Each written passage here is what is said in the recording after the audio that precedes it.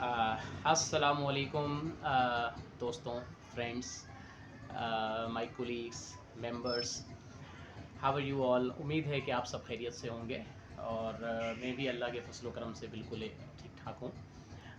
जैसा कि आप लोग जानते हैं कि CCE 2023 जो है वो रिसेंटली अनाउंस हुआ है नवंबर में, और उसकी लास्ट डेट अप्लाई करने की 15 दिसंबर 2023 है सिंध पब्लिक सर्विस कमीशन की वेबसाइट पर। ये एडवर्टाइजमेंट नंबर 9/2023 के नाम से मौजूद है।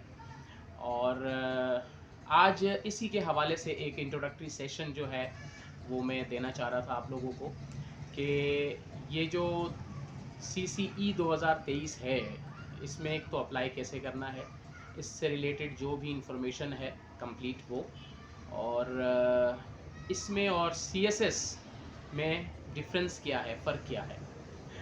Basically CCE combined competitive examination का शॉर्ट फॉर्म है और CSS सेंट्रल सुपीरियर सर्विसेज को कहते हैं।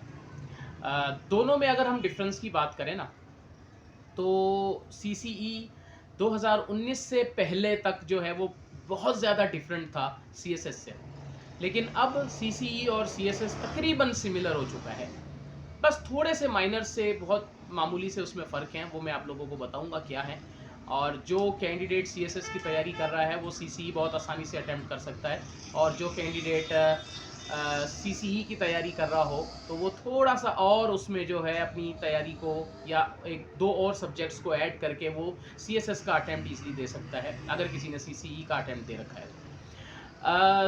रिसेंटली अगर हम सबसे पहले इस पे बात करते हैं अप्लाई करने का, तो इसकी जो क्वालिफ़िकेशन क्राइटेरिया है, एज क्राइटेरिया है, क्वालिफ़िकेशन क्राइटेरिया इसमें बैचलर्स है।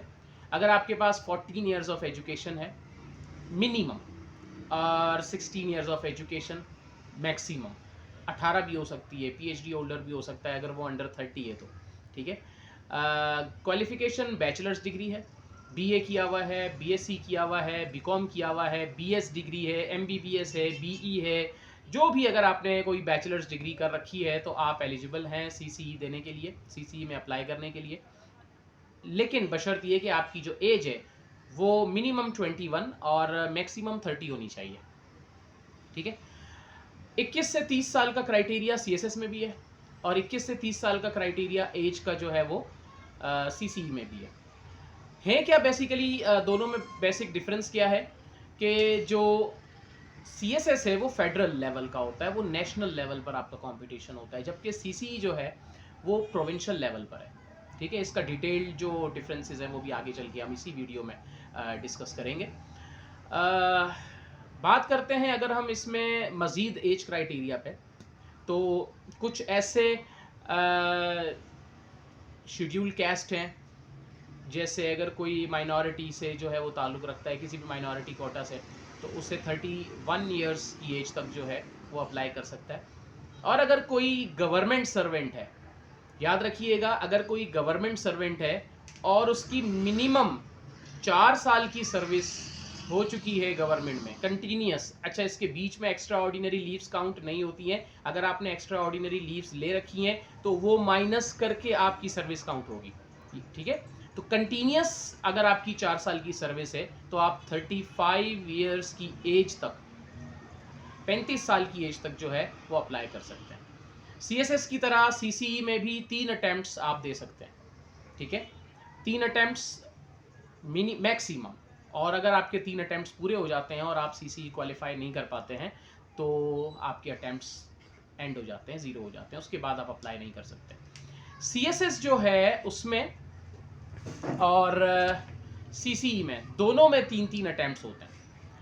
तो वो एस्पायरेंट्स जो गवर्नमेंट सर्विस में आना चाहते हैं, अगर देखा जाए तो उनके पास ओवरऑल 6 अटैम्प्ट्स हैं। 6 अटैम्प्ट्स मीन्स 6 ईयर्स आपकी मेहनत, आपकी कंटिन्यूस स्ट्रगल आपको किसी अच्छे मकाम तक पहुंचा सकती है। फर्दर अगर हम बात करें CCE के हवाले से, तो इसका अप्लाई करने का क्राइटेरिया बहुत ही सिंपल सा है। आप गूगल पे जाइए, SPSC Sindh public service commission आप लिखिए, तो आपको सबसे पहला लिंक जो है वो इस वेबसाइट का मिलता है, spsc.gos.pk। उस लिंक को ओपन करें, या अगर आप ओपन ना भी करें तो उसी के बिल्कुल नीचे आप देखिएगा आपको अप्लाई ऑनलाइन का ऑप्शन नज़र आ रहा होता है। अप्लाई ऑनलाइन के ऑप्शन पर जब आप जाते हैं तो आप बेसिकली इंटर हो जाते हैं। वो आपसे ये कह रहा होता है कि या तो आप अपनी आईडी एंड पासवर्ड, आईडी क्या होती है यूजुअली आपकी CNIC होता है, ठीक है, आईडी एंड पासवर्ड जो है वो ऐड करें, पुटअप करें और आप अपनी प्रोफाइल में चले जाएं। ये उनके लिए है जिनकी पहले से आईडी यानी जिनका अकाउंट पहले से जिनकी प्रोफाइल पहले से बनी हुई हो। अगर आपकी आईडी या आपका अकाउंट या आपका प्रोफाइल पहले से नहीं बना हुआ तो सबसे पहले आपको अपना अकाउंट यानी आपकी आईडी या आपका प्रोफाइल आपको बनाना पड़ेगा सिंध पब्लिक सर्विस कमीशन की वेबसाइट पे। उसके लिए साइन अप का ऑप्शन मौजूद होता है, या क्रिएट प्रोफाइल का या क्रिएट अकाउंट का, कोई भी ऑप्शन आपको वहाँ नज़र आएगा, उस पर आप जाइए, ठीक है। और आप सबसे पहले आप अपना प्रोफाइल बना लें। प्रोफाइल बनाने के बाद आप अपने CNIC नंबर के थ्रू और अपने पासवर्ड के थ्रू जो आपने सेट किया होगा, आप अपनी प्रोफाइल में जाइए, आप अपने अकाउंट में जाइए और अपनी प्रोफाइल को अपडेट कर दें। उसमें आपकी पर्सनल इन्फॉर्मेशन, आपकी एजुकेशनल इन्फॉर्मेशन, आपकी जॉब इन्फॉर्मेशन, अगर आप गवर्नमेंट सर्वेंट हैं तो आप अपनी जॉब इन्फॉर्मेशन को भी पुटअप करें, और एक पासपोर्ट साइज पिक्चर। किस किस्म की पिक्चर वहाँ अपलोड होनी है उसकी पूरी इन्फॉर्मेशन लिखी हुई होती है। बहुत से लोगों को ये इशू होता है कि हमारी पिक्चर अपलोड नहीं हो रही, तो पहले आप पिक्चर कैसी अपलोड करनी है उसकी इंस्ट्रक्शन को देख लें, उसका क्या साइज़ मांगा हुआ है, किस किस्म की पिक्चर मांगी हुई है, देन आप उसको जो है वो अपलोड करें, ठीक है। एक बार जब आपकी प्रोफाइल कंप्लीट हो जाती है तो आप सिंध पब्लिक सर्विस कमीशन का एक चालान होता है, उसको आप प्रिंट कीजिए, ठीक है। CSS में और CCE में एक छोटा सा माइनर फ़र्क ये भी है कि CSS में जो चालान होता है CSS का, वो बाकायदा अलग से प्रिंटेड, उसमें CSS कॉम्पिटिटिव एग्जामिनेशन के बारे में लिखा हुआ होता है।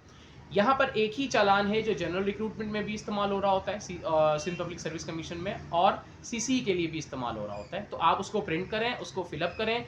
1000 रुपीज़ का जो चालान है वो आप किसी भी नेशनल बैंक ऑफ पाकिस्तान या स्टेट बैंक ऑफ पाकिस्तान में जो है वो जमा करवाएं, ठीक है, सबमिट करवाएं। आपको एक हिस्सा जो है वो कट के वापस मिलेगा, उस पर एक चालान नंबर मेंशन होगा, चालान नंबर मेंशन होगा। आपने फ़ीस सबमिट करवा दी।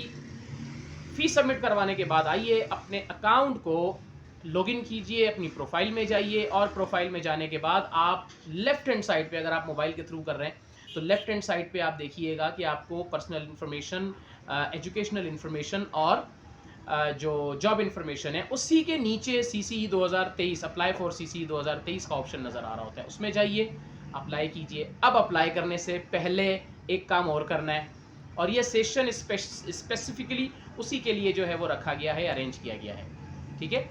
अप्लाई करने से पहले आपने क्या करना है कि आपने अपने सब्जेक्ट की सिलेक्शन कर लेनी है कि आपने कौन कौन से सब्जेक्ट सिलेक्ट करने हैं, ठीक है। सब्जेक्ट सिलेक्शन एक बहुत इम्पॉर्टेंट स्टेप होता है आपके कॉम्पिटिटिव एग्जामिनेशन में, चाहे वो CCE हो, चाहे वो CSS हो, या PCS हो, या PMS हो, ठीक है। सब्जेक्ट सिलेक्शन कर लेने के बाद ही आप जो है वो वहाँ अप्लाई कर सकते हैं, क्योंकि आपसे सब्जेक्ट्स पूछे जाएंगे, आपको वहाँ टिक करने हैं कि मुझे ये ऑप्शनल सब्जेक्ट्स जो हैं वो रखने हैं, ठीक है। तो हमारा जो नेक्स्ट सेशन, अभी जो इसी सेशन में आगे चल के हमने सब्जेक्ट सिलेक्शन के हवाले से बात करनी है, ठीक है। अप्लाई करने का ये पूरा तरीक़ाकार है। अप्लाई कर देंगे आप, अप्लाई हो जाएगा, देन आपने अपनी तैयारी शुरू कर देनी है।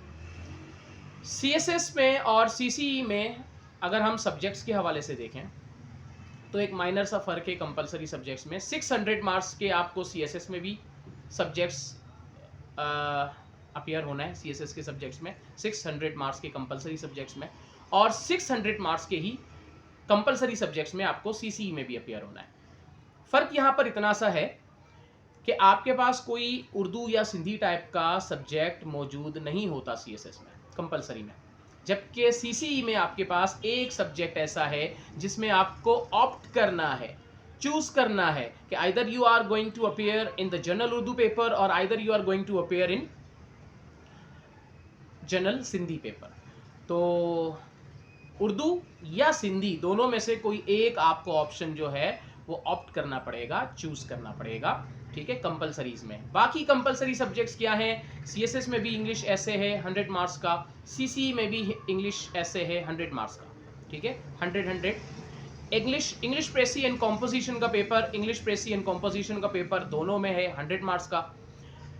CSS में उर्दू या सिंधी जर्नल नहीं होता, बल्कि उसके बजाय क्या है, वहां पर पाकिस्तान अफेयर्स 100 मार्क्स का है, करंट अफेयर्स भी 100 मार्क्स का है। तो ये 400